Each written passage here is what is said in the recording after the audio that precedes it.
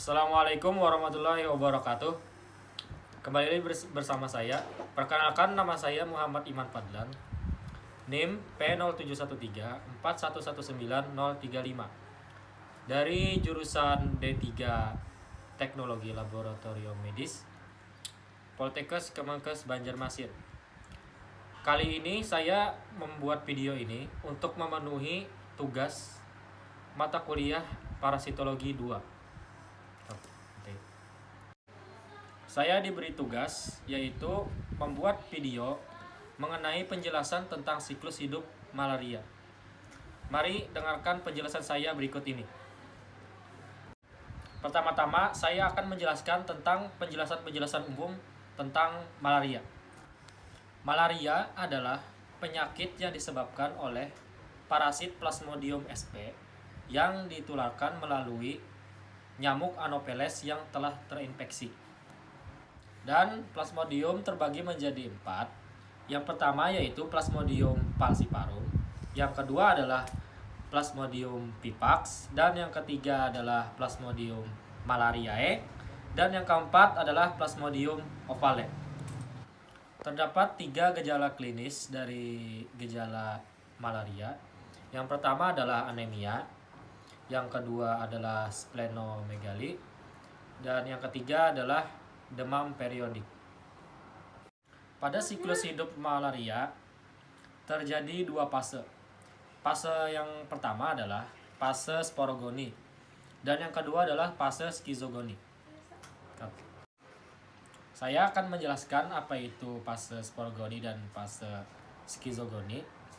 Fase sporogoni adalah fase di mana perkembangbiakan parasit terjadi di dalam tubuh nyamuk, yaitu nyamuk Anopheles betina. Dan yang kedua yaitu fase skizogoni.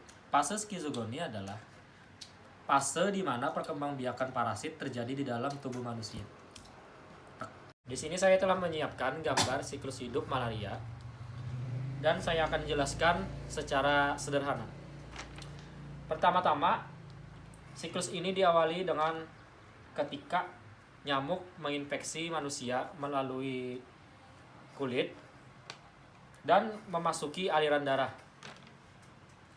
Kemudian sporozoid akan masuk ke dalam sel hati dan akan menginfeksi sel hati. Di dalam sel hati, sporozoid akan berkembang biak menjadi merozoid secara aseksual melalui pembelahan biner. Merozoid akan terus berkembang dan lama-kelamaan akan pecah. Dan merozoid akan menjadi tropozoid, lalu meninggalkan sel hati menuju sel darah merah. Di dalam sel darah merah, tropozoid yang menginfeksi sel darah merah akan membesar, membentuk seperti cincin ini, yang akan membentuk seperti cincin yang nanti akan berkembang menjadi skizon dan memecahkan sel darah. Pecahnya sel darah merah ini yang menyebabkan si penderita menjadi demam dan menggigil. Sebagian tropozoid akan menginfeksi sel darah merah secara berulang, sedangkan bagian tropozoid yang lain akan berkembang biak menjadi gametosit, yang dimana akan berkembang menjadi makrogametosit dan mikrogametosit, yang nanti nyamuk Anopheles betina lainnya menggigit dan menghisap darah penderita. Jadi kejadian itu menjadi terulang-ulang, kembali lagi kepada nyamuk Anopheles betina tersebut kembali. Makrogametosit maupun mikrogametosit berpindah dan masuk ke dalam saluran pencernaan nyamuk.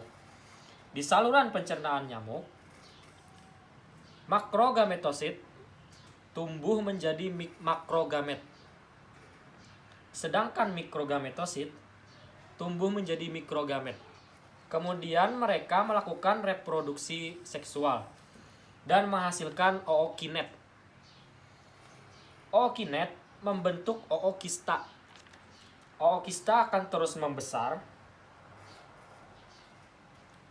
dan membesar dan kemudian akan pecah. Saat ookista pecah, ookista akan melepaskan ribuan sporozoid dan sporozoid tersebut berpindah ke kelenjar ludah nyamuk Anopheles betina. Sehingga siklus pun kembali terulang dan terulang kembali dan terus begitu saja. Itulah penjelasan siklus hidup malaria dari saya. Cukup sederhana saja. Mohon maaf apabila ada kesalahan dalam pembuatan video ini. Wassalamualaikum warahmatullahi wabarakatuh.